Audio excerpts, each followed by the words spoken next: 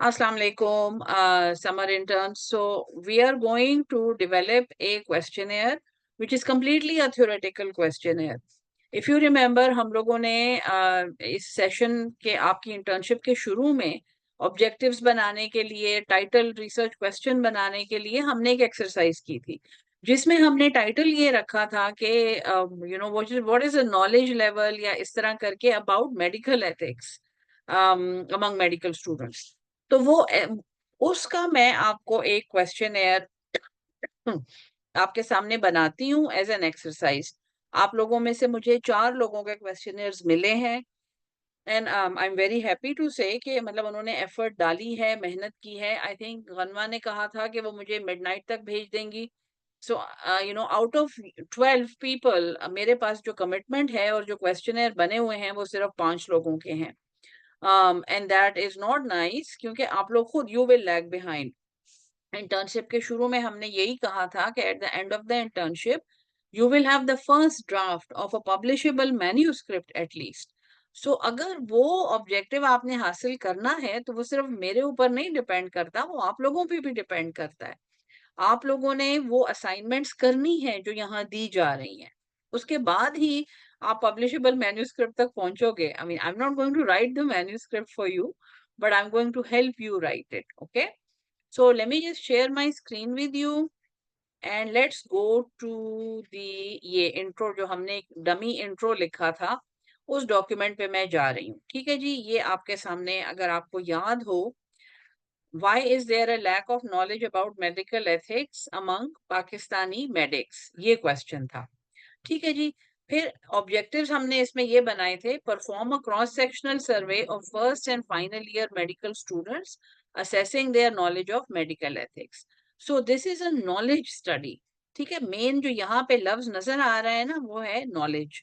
हमने स्टूडेंट्स की knowledge assess करनी है कि उनकी how much do they know about medical ethics, और उससे हमें पता चलेगा।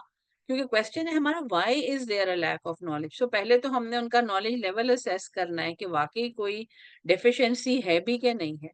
Then compare the knowledge score of first year versus final year medical students. तो यहाँ से हमें पता चलेगा कि आया जो फर्स्ट ईयर में उनकी नॉलेज थी वो फाइनल ईयर तक बढ़ी है कि नहीं। मेडिकल कोर्स जो मेडिकल एजुकेशन है उसने उनकी नॉलेज लेवल में कोई फर्क इफेक्टिवली कोई फर्क आया है कि नहीं आया। ओके, फिर हमने एक इंट्रोडक्शन लिखी थी, जो भी मतलब हमने एक कहीं से उठाया, फिर हमने उसमें रेफरेंसेस डाले थे। इफ यू रिमेम्बर ये सारी एक्सरसाइज हमने की थी। Okay, so when we go to the questionnaire, the best way to make a questionnaire, अब ये आपके लिए मैं आसान कर रही हूँ यहाँ पे, is actually to write your questions and to write your work in a table form. Table हमेशा हेल्प करता है आपको, क्योंकि उसमें आप हर एक चीज अलग अलग कर सकते हैं। वैसे तो यानी आप सबने जो क्वेश्चनर बना के भेजे हैं वो ठीक है, वर्ड फॉर्मेट में बने हुए हैं, उसमें कोई भी मसला नहीं है। टेबल में ये होता है कि आप उन सेक्शंस को अलग अलग कर सकते हैं, और फिर अगर आपने किसी सेक्शन में कोई एडिशनल क्वेश्चन डालना हो तो वो आप उस डब्बे के अंदर बड़ी आसानी से डाल सकते हैं। Let me just show you, मतलब मैं आपके सामने एक टेबल पे बनाती हूँ क्वेश्चन, ठीक है। एक टेबल इस और सीधा सीधा टेबल, ठीक है। डब्बे हम लोग अपनी मर्जी से फिर बना लेंगे, अगर हमें जरूरत होगी डब्बों को डिवाइड करने की तो वो हम कर लेंगे। ठीक है, तो I am just making a table है। सबसे ऊपर जो क्वेश्चनर होता है ना, उसके ऊपर आपका टाइटल होता है। तो आप ये सपोजिंग हम ये उठा लेते हैं, ये आपकी रिसर्च का जो टाइटल है वो ये है। ओके, यहाँ पे हम इसको अपर अपर केस भी कर देते हैं, सबको कैपिटल कर देते हैं। ये अपर केस हो गए, बोल्ड भी हो गए। Knowledge about medical ethics in Pakistani medical students, और फिर टाइटल में ये है एक comparative study of first year MBBS versus final year MBBS students at, ये मुझे याद है पूंछ मेडिकल कॉलेज ऐसे करके आया था। ठीक है जी, ये आपका टाइटल है, ये आपका रिसर्च का टाइटल है और ये क्वेश्चनेयर के ऊपर लिखा हुआ होगा। ओके, उसके बाद आप यहाँ पे लिखेंगे दूसरी अगली इंपॉर्टेंट चीज क्या है। कोई गेस कर सकता है? कोई मुझे आंसर बॉक्स में लिख के भेज दे तो उसको मैं एक्स्ट्रा क्रेडिट दूंगी। What is the next thing that you always right on the research questionnaire? कोई ऐसी चीज जिसका आपने इन्फॉर्म करना हो, जिससे आप इंफॉर्मेशन ले रहे हैं, उसको आपने कुछ कहना है, वो क्या चीज होगी? अच्छा, दो बच्चों, डेमोग्राफिक्स, कंसेंट, एक्सेलेंट। अगला कंसेंट है, ठीक है, कंसेंट लिखा है, शादमान ने भी कहा है, हमजा ने भी कहा है, शाबाश। अच्छा, सो यहाँ पे अब हम जो हैं उन कंसेंट से पहले, यानी कंसेंट से भी पहले आप खुद के लिए एक अपने आप को सेफ रखने के लिए एक चीज लिखते हैं जिसको हम कहते हैं डिस्क्लेमर। ठीक है, so you will write information gathered through this questionnaire is entirely for research purposes by the team administering this tool।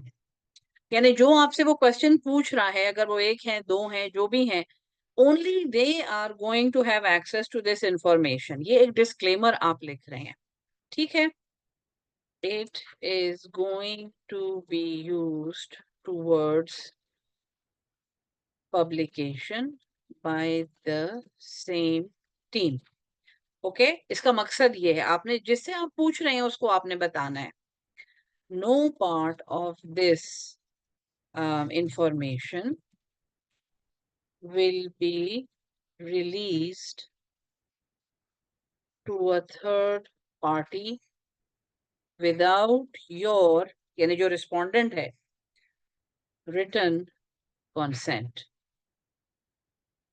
ठीक है जी, ये डिस्क्लेमर है और ये बहुत इंपॉर्टेंट पार्ट है रिसर्च का, जो बहुत ज्यादा लोग मिस कर देते हैं। So this needs to be written. जिस जबान में भी आप रिसर्च कर रहे हैं, ये उसमें भी लिखना बहुत जरूरी है। ठीक है, बड़ा करके लिख देते हैं ताकि आप लोगों को क्लियरली नजर आए। ये आपका रिसर्च डिस्क्लेमर है, इसको अच्छी तरह प्यारा करके सबसे ऊपर लिखना होता है। इसके बाद अगली चीज जो है, let me just make it even better. अच्छा, फिर अगली चीज आप इसमें लिखते हैं कॉन्सेंट। अब हमारे यहाँ अक्सर जिन लोगों से आप पूछ रहे होते हैं, they don't like disclosing their names. So consent एक तो ये है कि वो एनोनिमस है, उसमें तो फिर कंसेंट की बात ही नहीं है। और डेमोग्राफिक्स भी नहीं कलेक्ट कर रहे, यूनिक आइडेंटिफायर्स भी नहीं कलेक्ट कर रहे, उसमें आपको कंसेंट की इतनी जरूरत नहीं होती। लेकिन जैसे यहाँ पे आप मेडिकल स्टूडेंट से पूछ रहे हैं, उनका ईयर भी आपको पता है, ये किस ईयर में है, किस मेडिकल कॉलेज में है, सो बहुत से यूनिक आइडेंटिफायर्स आपने यहाँ पे जमा किए हुए हैं। और जब यूनिक आइडेंटिफायर्स होते हैं, इसका मतलब ये है कि जो भी वो क्वेश्चन भर रहा है या जो वो इंटरव्यू दे रहा है, उसको आप ट्रेस कर सकते हैं, उसको आप ढूंढ के निकाल सकते हैं। So the information is not confidential और the information is not untraceable. उसमें आपने फिर डेफिनेटली कंसेंट लेना होता है। कंसेंट में आप ये लिखेंगे कि आई परमिट, और जो भी रिसर्चर का नाम है या जो भी है, to use this information for the above mentioned purpose only। I understand that my views will be kept confidential by the, जो भी जो भी टाइटल है, जो भी आपने बनाया हुआ है, by the फलानी फलानी टीम। और कंसेंट में फिर you can have thumbprint,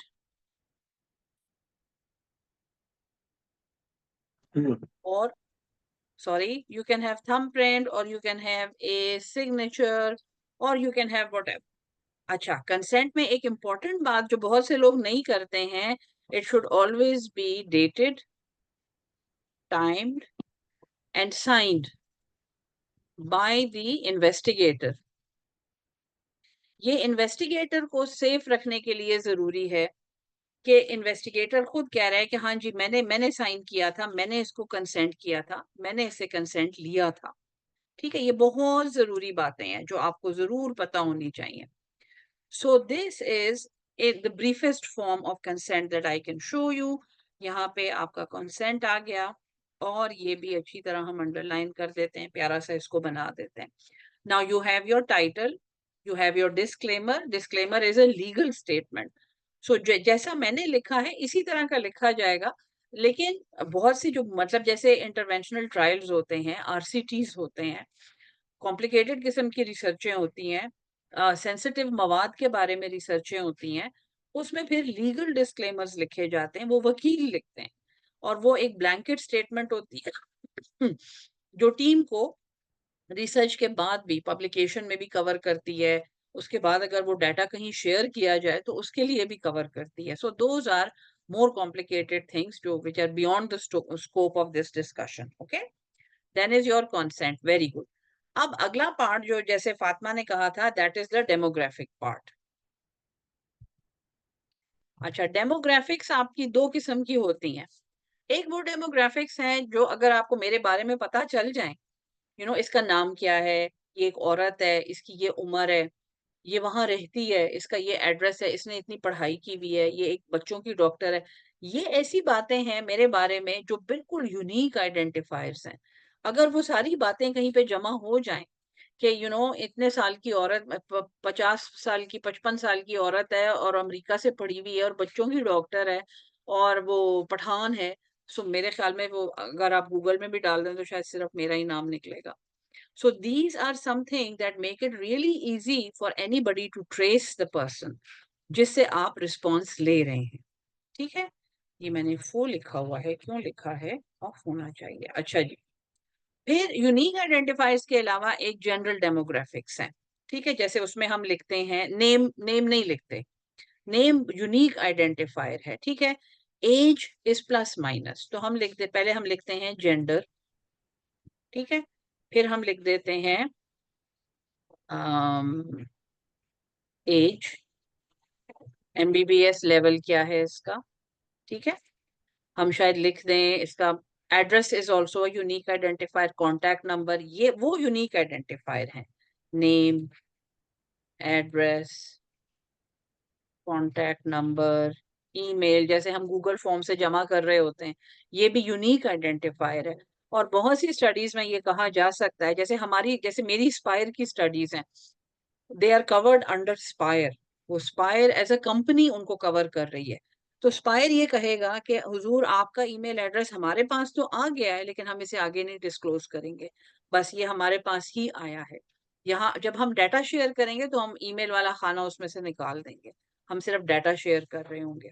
so that is a unique identifier that we need to avoid. ठीक है, सेल फोन नंबर मांग रहे हैं, जो भी है, आजकल हर जगह पे व्हाट्सएप नंबर लिखा होता है. मैंने क्वेश्चन पे व्हाट्सएप नंबर भी देखा है, is really funny.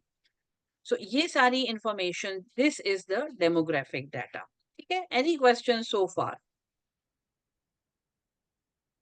If anybody has any questions, okay, so I think all the participants are here as well.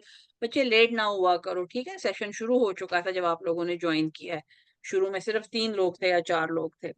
So if there are any questions, go ahead. We have 1 minute for questions.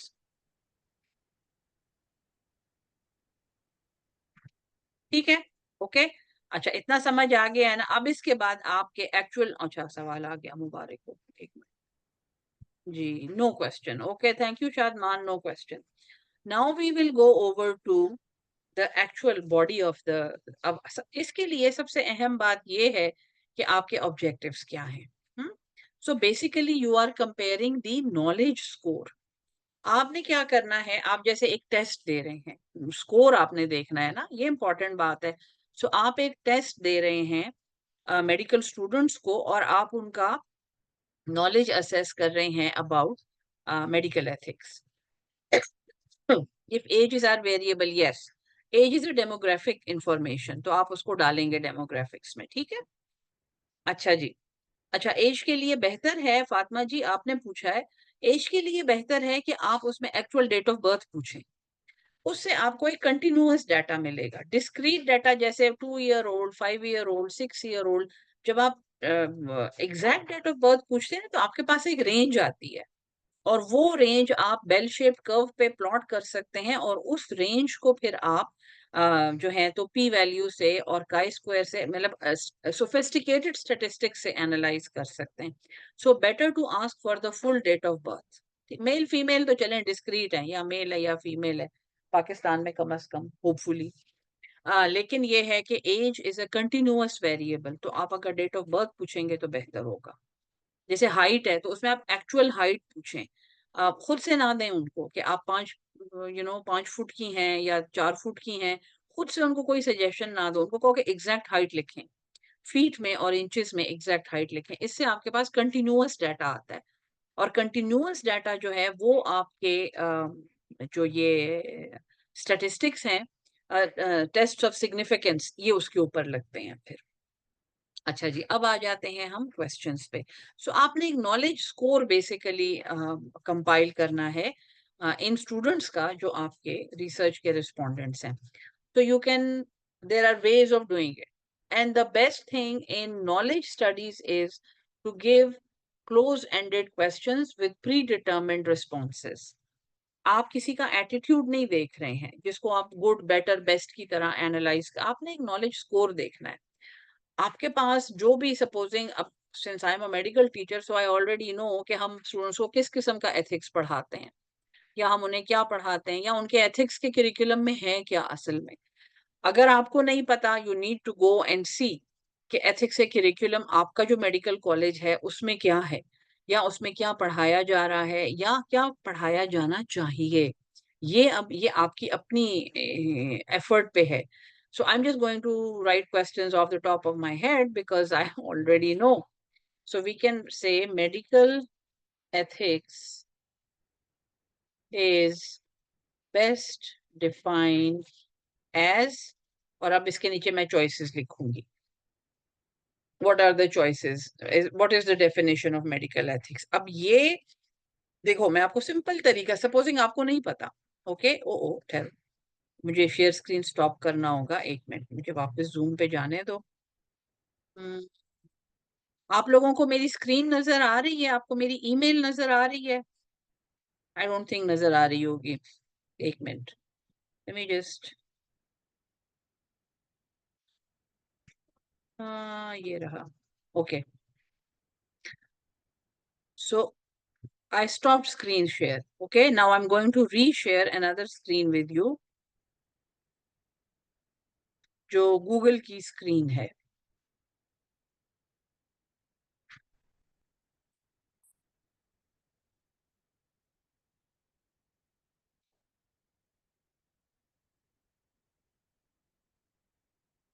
Okay, can you all see my, मेरी email की screen आपको नजर आ रही है?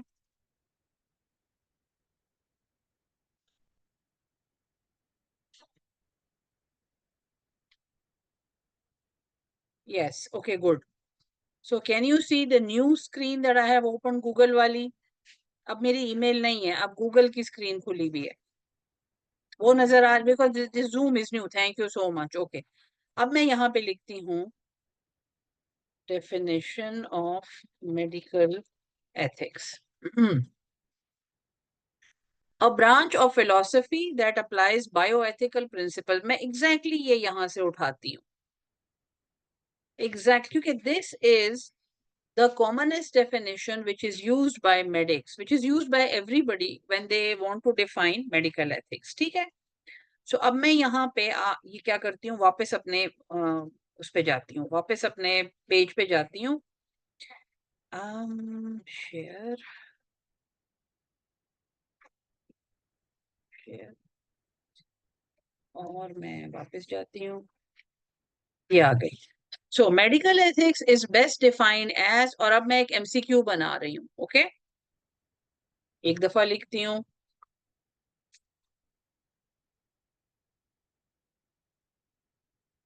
मैंने 4 दफा लिखा क्योंकि मैंने 4 चॉइसेस देनी है. ठीक है, अब मैं इसको ऐसे करती हूँ कि यहाँ लिख देती हूँ. एक मिनट,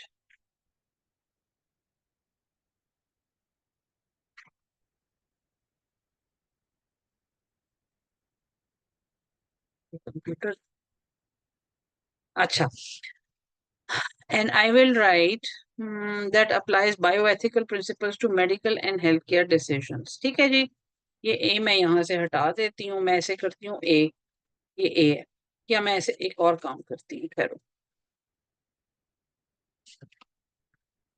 हो गया यार। अच्छा, and let me just do this, यहाँ पे मैं इसको एबीसी बना देती हूँ, ये एबीसी चॉइसेस हैं। ओके जी, और ऊपर मैंने लिखा, ऊपर मैंने क्वेश्चन लिखा हुआ है। यहाँ 1 2 3 लिखे ना, एक minute.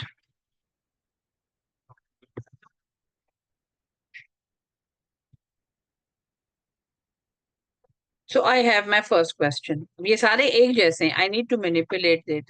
It is a branch of, मैं यहाँ पे लिख देती हूँ law. It makes a definition गलत बना देता है, ठीक है. It is a branch of medicine. It's a branch of philosophy that applies legal principles. वो भी मैंने गलत कर दिया. इसका मतलब ये है कि सही जवाब आपका ये है, जिसने ये पहचान लिया, इसका मतलब है कि उसके पास मेडिकल एथिक्स की नॉलेज है, उसको मेडिकल एथिक्स की डेफिनेशन पता है. आप उसको यहाँ पे 1 का स्कोर देंगे. ओके. अच्छा, फिर उसके बाद अगले में चले जाते हैं. अगला क्वेश्चन हम इनसे पूछते हैं, because this is okay, the first principle of medical ethics is, किसी को पता है वैसे what is the first principle of medical ethics? जरा मैं आप लोगों का जो टेस्ट ले लूं ना, क्योंकि ये तो मैं एपीस के इंटरव्यू में देखा है पाकिस्तान में. अनफॉर्चुनेटली असिस्टेंट प्रोफेसर के लिए इंटरव्यू कर रहे होते हैं, उनको नहीं पता होता ये. What is the first principle of medical ethics? Hello, आ गया. Excellent, do no harm. लेकिन ये नहीं है, इससे ये दूसरा है, second. What is the first principle? Autonomy. Good good, at least you know the principles. अच्छा, देखो, the first principle is beneficence. पता नहीं इसका क्या स्पेलिंग है, ठीक है. Which means do good. Second principle is non maleficence, do no harm. ठीक है. थर्ड प्रिंसिपल इज ऑटोनॉमी, फिर कॉन्फिडेंशियलिटी और ये वाली चीजें आती हैं. So beneficence is the first principle. अब मैं यहाँ पे नॉन मेलेफिसेंस पे लिख देती हूँ. क्या स्पेलिंग है इसका, मैंने गलत लिखा है मुझे पता है, लेकिन गूगल जिंदाबाद, ये रहा, मिल गया. नॉन मेलेफिसेंस, जिसका मतलब है डू नो हाँ. और इसके बाद में और भी जैसे आप लोग लिख रहे हैं, ऑटोनॉमी, और उसके बाद लिख देती हूँ autonomy is the right to refuse. ठीक है. Then is confidentiality. अब मैंने सारे लिख दिए हैं यहाँ पे, मैं इनको ABCD कर देती हूँ. ये मेरा सवाल आ गया और ये मेरा स्टेम आ गया. ठीक है जी. So this is my second question. इसी तरह के क्वेश्चंस मैं पूछती जाऊंगी और मैं 10 क्वेश्चन बना लूंगी, और फर्स्ट ईयर को भी अप्लाई कर दूंगी और सेकंड ईयर को भी अप्लाई कर दूंगी, और मेरा क्वेश्चन आराम से क्लियर हो जाएगा. ठीक है. एक तरीका, जस्टिस, यस जस्टिस भी है, but that not the first principal. ठीक है. बेनेफिसेंस, ये हमजा ओवैस ने लिखा है. Very good. So that is the first principal, do good. ये आपका जवाब ये है. ठीक है जी. ये रहा. ओके. इस तरह के मैं 10 सवाल बना लूंगी एथिक्स के बारे में. ठीक है. एक ट्रिक जो मैं आपको बताना चाहती हूँ, जो बहुत आसान ट्रिक है, वो, लेकिन वो मैं आपको, जाहिर है अब आप मेरे इंटर्न है तो मैं आपको बता रही हूँ, वरना मैं अपने स्टूडेंट्स को ये नहीं बताती, इसमें बेईमानी हो जाती है. लेकिन वो मैं आपको गूगल पे करके दिखाती हूँ.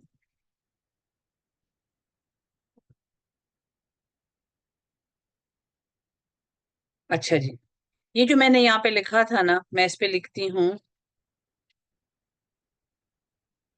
Knowledge of medical ethics among medical students questionnaire. PDF survey on knowledge निकल आया ना, देखो स्टडी निकल आई, survey on knowledge attitude medical ethics, research gate बेचारा फट रहा है। Assessment of ethics professionalism, global bioethics inquiry का पेपर है आपके पास, ठीक है। नॉलेज एंड एटीट्यूड निकलने पर लिपन कॉट में छपा हुआ है, एकेडेमिया में से निकल आया है। इसमें उनके स्ट्रक्चर्ड, देखो स्ट्रक्चर्ड क्वेश्चन है ये। अब सपोजिंग इस पे अगर हम, एकेडेमिया तो बहुत जलील है, पैसे मांगता है, लेकिन लेट्स सी कि अगर इसके पास कोई है, इसके पास oh wow full article, survey on knowledge attitude, alright. अच्छा, देखो इससे आपको क्या आइडिया मिलेगा, मैं आपको बताती हूँ। देखो उन्होंने क्या क्या जमा किया हुआ है उसके अंदर, उनकी डेमोग्राफिक्स में एथनिसिटी भी जमा की है, हमने नहीं डाली थी एथनिसिटी। नेशनैलिटी जमा की भी है, फिर स्कॉलरशिप स्टेटस है, आप लोगों का रिलीजियस बैकग्राउंड भी डाल सकते हो, ठीक है। फिर है sources of medical ethics knowledge, देखो इस कितना सारा आपको इसमें आइडिया मिल जाता है, कितनी सारी चीजें आपको यहाँ पे मिल रही है। रहा देखो item, physician must maintain utmost respect, ये देखो इन्होंने लिकर्ट स्केल पे बना, क्योंकि एटीट्यूड देख रहे हैं ना, इन्होंने लिकर्ट स्केल पे सारी चीजें बनाई हुई हैं। So when you go over these things, जब आप अपने रेफरेंस के तौर पे इन चीजों को देखते हो तो आपको क्वेश्चनर बनाने में बहुत मदद मिलती है, ठीक है। I will stop share here. एक आखिरी चीज आपको बतानी थी क्वेश्चनर के बारे में, जो मैं जल्दी से आपको बताती हूँ, क्योंकि अब मेरे पास सिर्फ 10 मिनट है। अम्म, हाँ, अच्छा जी। इसमें अब मैं अपनी ईमेल में जाती हूँ, ईमेलें तो आप सबके पास है ना, ठीक है। ये मैं अपनी शक्ल जरा हिला देती हूँ। ईमेल में एक टूल होता है, ये आ गया, गूगल एप्स, ठीक है। आई एम श्योर आप सबको पता होगा, इसमें हमारी गूगल ड्राइव होती है जिसपे हम चीजें सेव करके फिर लोगों के साथ शेयर कर रहे होते हैं, सारा काम कर रहे होते हैं। गूगल एप्स में चले जाओ और उसमें नीचे जाओ, मतलब मेरे पास यहाँ पे ये गूगल फॉर्म्स पड़े हुए हैं, ठीक है। मैं गूगल फॉर्म पे चली गई, इसमें मेरे सारे क्वेश्चनेयर पड़े हुए हैं, बल्कि आप ये समझें कि जो मेरी एक और ईमेल है जिसमें स्पायर के सारे क्वेश्चनेयर्स पड़े हुए हैं, I have all the databases there, ठीक है। मैं एक ब्लैंक फॉर्म खोलती हूँ और मैं यहाँ पे लिखती हूँ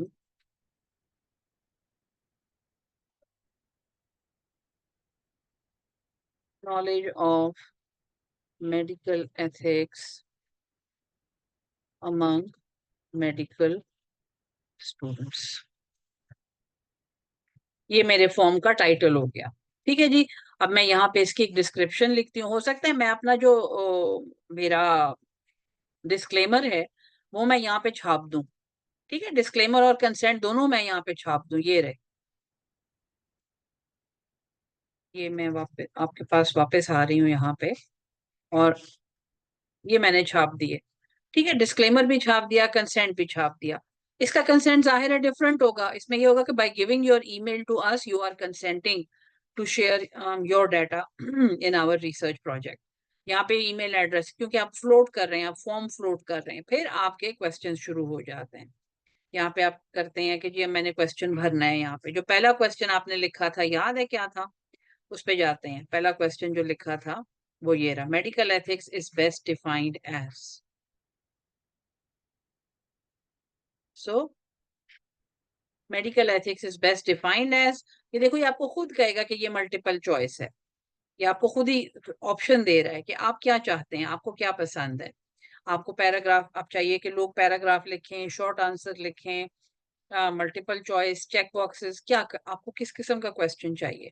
सो the more you play with it the more you understand कि you know how the thing works. और Google forms is like the most amazing thing, जिसमें आपके पास डाटा, देखो मैं आपको इसमें दिखाती हूँ, मैं सारे फॉर्म्स पे जाती हूँ, इसमें मैं आपको एक और चीज दिखाती हूँ, आपके पास सारा डाटा टेबुलेटेड फॉर्म में अल्टीमेटली आ जाता है। अब जैसे ऑब्स्टेट्रिक एनेस्थीसिया का हमारा डाटाबेस है, ठीक है। इसमें देखो 112 रिस्पॉन्सेज है मेरे पास, ऑलरेडी मेरे पास पड़े हुए हैं, लोगों ने भरे हुए हैं। रिस्पॉन्सेज पे मैं चली गई, फॉर्म बंद हो चुका है, सो इसको आप वैसे नॉर्मली ये ऐसे होता है एक्सेप्टिंग रिस्पॉन्सेज, लेकिन हमारी स्टडी चूंकि कंप्लीट हो चुकी है so it is not accepting responses any more. मैं रिस्पॉन्सेज पे चली जाती हूँ, अब मैं चली गई हूँ। ये देखो, इसने मुझे ये इस तरह करके ये आपको सारे रिस्पॉन्सेज दिखाएगा। ये गूगल ने खुद किया हुआ है, आपको करने की कोई जरूरत नहीं है। आपको पाई चार्ट भी बना देगा, आपको ग्राफ भी बना देगा, ये बहुत ही प्यारी चीज है।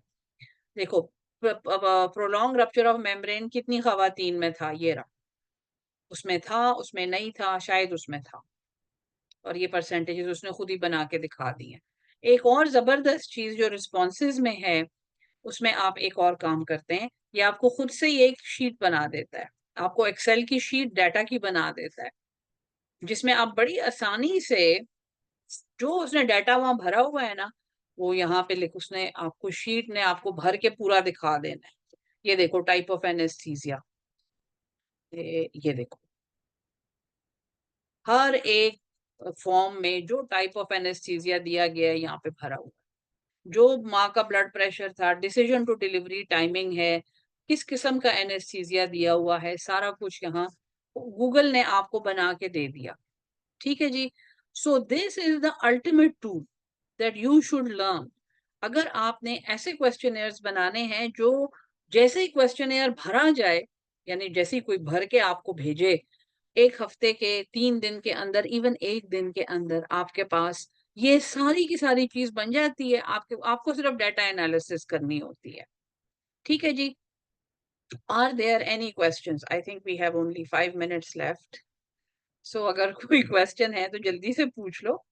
बट आई थिंक इतना ही, मतलब यही चीज मैंने आपको आज समझानी थी, और आप लोगों के फॉर्म्स रिव्यू करके इंशाल्लाह उसका फीडबैक मैं आपको आपकी ईमेल में भेज दूंगी।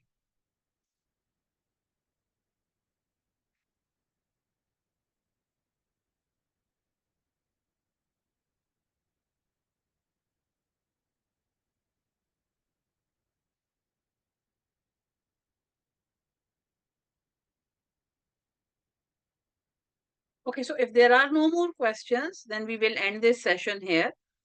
And we hope to meet on Monday, जब आप सबके क्वेश्चनेयर बन चुके हों, और आपके क्वेश्चनेयर मुझे आज मिडनाइट तक मिल जाएं प्लीज। आपकी मिडनाइट,